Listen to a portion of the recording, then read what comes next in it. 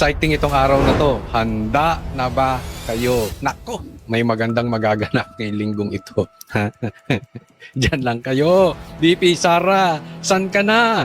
Dito na uwi ka na. Kailangan ka dito. Viral ngayon sa mundo ng social media ang di umano'y totoong kalagayan ni Pangulong Bongbong Marcos na nasa critical na ito matapos dumanas ng stage 4 na cancer ayon pa sa balita. Tila puro mga throwback video at mga larawan lamang ang di umano'y inilabas ng Malacanang sa social media para palabasing malakas pa ang kalusugan ng Pangulo. Subalit ang totoo ay hindi naman nito kayang gampanan pa ang kanyang trabaho. Kaya naman puspusan ang kampo ni BBM sa Kongreso na ma-impeach si VP Sara Duterte upang hindi ito ang papalit kung sakaling matuluyan ang Pangulo.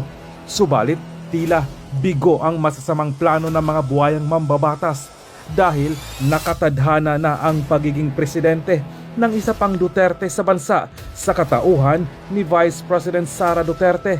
Kaya naman paniguradong mag-iiyakan ang mga magnanakaw sa kaban ng bayan.